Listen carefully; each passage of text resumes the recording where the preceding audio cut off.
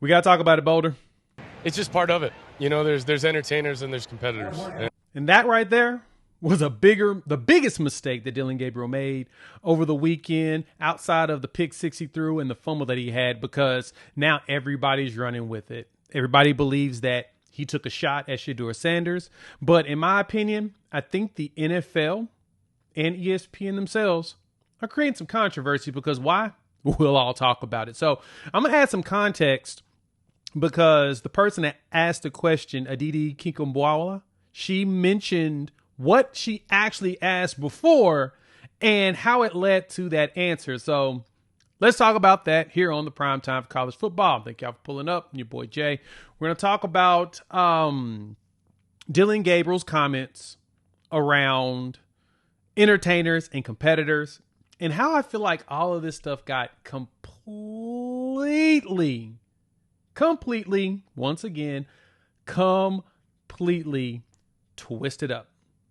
Let's dive into it. So, of course, Dillion Gabriel started in the game against the Eagles. He played against them and had a, I guess you could say a solid outing. He finished 13 for 18, 143 yards, zero touchdowns, and 2 turnovers. So it wasn't the best of outings, but, he looked solid overall. Looked like a rookie quarterback in the NFL. And everyone's, of course, comparing that with how Shedeur performed. And as we all know, Shedeur had a really good outing in his first game.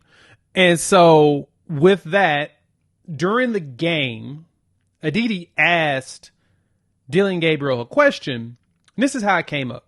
It's just part of it. You know, there's entertainers and there's competitors. And I totally understand that. And my job is to compete. And that's what I'm focused on doing. Of course, we're doing this mid-game, but, it's something that I'll get used to, and just want to be the best team that I can and create an environment where we can all go do our best work. That's all we want to do. So when you hear the question like that, you're like, oh, okay, he's taking shots. He's definitely out there, taking shots at who will be the entertainer, right? And a lot of people are pointing out how his former coach, Dan Lanning, did that the year before Dillion transferred to Oregon. And so it's becoming a bigger thing. And I don't think that it's as much as people are reading into it. Now, there could be some subliminal shade tossed there, possibly, but I don't see it. I don't see it because when Aditi talked about it, she tweeted out this about it. And this is basically what she said. She said, let's please not take this out of context. I was so impressed with how sagely and sincerely Dillion Gabriel talked previously about tuning out distractions. He told us there were entertainers, hot take artists, and then there are competitors, he and his fellow quarterbacks. And he doesn't ever want to get those lines twisted. I therefore asked him to share his wise approach to keeping the external noise from, as he said, infiltrating with the people watching. This is humble and respectful, a young man as there is. As we get to this point, this is how things got really bad. Like Albert Breer even tweeted out about this as well. And this is 100% where I point out that it's the NFL doing this. It's ESPN doing this. They're creating as much controversy as possible because guess what? We all ready to click on anything controversial around Shedeur Sanders and the Cleveland Browns. Mainly because the Cleveland Browns have been a dumpster fire for a while. But they are really good at drumming up the drama. Albert Breer pointed this out here. He said, it's kind of unfortunate the NFL's official account is tweeting this out without the actual question, which was how Gabriel and the quarterbacks are trying to make sure the outside noise doesn't infiltrate what's going on internally. It wasn't a shot at Shedeur. Now, a lot of y'all are taking this as, nah, DG taking shots. And I totally understand why you would do that. Like, I'm not even pushing back on people saying that. I'm more so wanting to add the context so you can decide. Because if the NFL can continue to manufacture this stuff, they're going to continue to get even more and more eyeballs from people that typically don't even watch them. Don't even watch some of this stuff. Like, I bet you money these Cleveland preseason games are some of the highest rated ones of any in the NFL. Why? Because people like drama. People thoroughly enjoy it. And so they go in and they watch it. And this is how things get really, really bad and how things get really, really uncomfortable for a lot of us. Because now we're at a situation where the NFL is an ESPN, because this came from ESPN's TikTok. NFL Network was one, running it. ESPN's now about to run the NFL Network, all that stuff. But they're just taking this and they're leveraging it as an opportunity to be as dramatic as possible. That's not good. That's not good. They're going for the clicks on here. And so for me, I don't think that Dillion Gabriel was actually throwing shade. Like I said, if you feel that way, I'm not going to negate how you feel about it.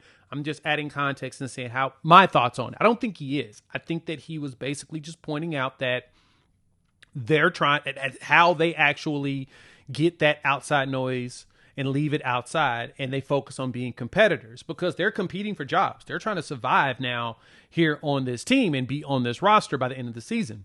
I mean, Dillion Gabriel had a decent outing here against, the Eagles. The problem was he was throwing interceptions against the second and third team because the Eagles don't play their top players. So, both of them were playing against similar type of competition. And plus, these dudes on the field are trying to get their jobs too. So I don't care if they're second or thirds. They're playing their tails off because this is more valuable to the coaching staff than it is to the fan base. Fans, y'all, we're just watching football because it's football. But for the staffs, they leverage all of the data and information they see from these games to determine who they feel like is ready to go forward with, who they can move forward with. And Aditi asking that question to Dillion Gabriel just about how they're, trying to prevent that infiltration and prevent things from getting in.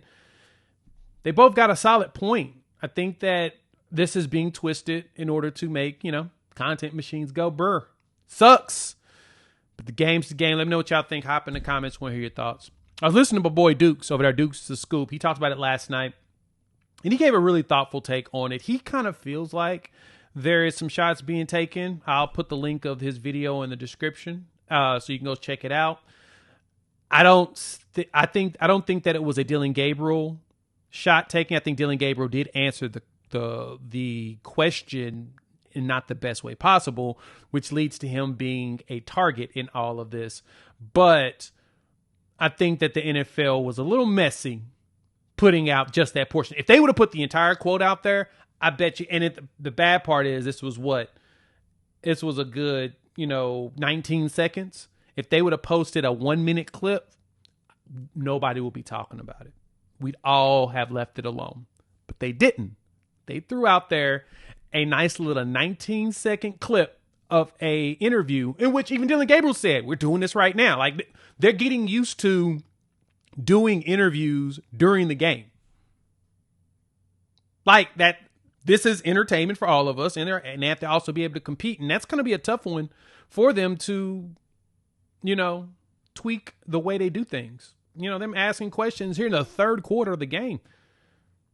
Now all these players are prepared for that, to be able to answer those questions. I mean, that's some stuff that they got. I think that, who was that? Was the UFL that did that? Where they will be interviewing players after the plays and stuff? Or the USFL, one of the two leagues that did that. Or even, I think it's XFL actually. But they did that. And it was kind of something that was like, I mean, it's interesting, but you're getting dudes like fresh with emotion. I don't feel like that's a good way to represent them, because they're going to be frustrated, pissed, and you're going to get them to say some wild stuff, which is probably the goal by the XFL if it was them, if I'm correct. Their goal was to get that. But DG made a mistake here with the way he answered that, because now everybody got the sound bites and they're going after him. And in the post game, he explained what he meant with that. Let me play that real quick too. All you in this room are entertainers, and you have a job to do, and I respect it, right? And I'm a competitor, so I have a job to do as well. And I think, just understanding that, that's how I've lived by, and I've said that multiple times. So definitely not a new quote, but something that I've definitely said before. Yeah, first off, I'm all about our team, you know what I mean, and each other. I would never make that, and I've said it before. That's why it's interesting. But for me, I've explained it. Entertainers are you all, competitor. That's what I am, and all my teammates, and we both have jobs to do. So that's it. So DG's sitting there, and this is what him talking about it, trying to explain himself, and it just did not go over very well with anybody.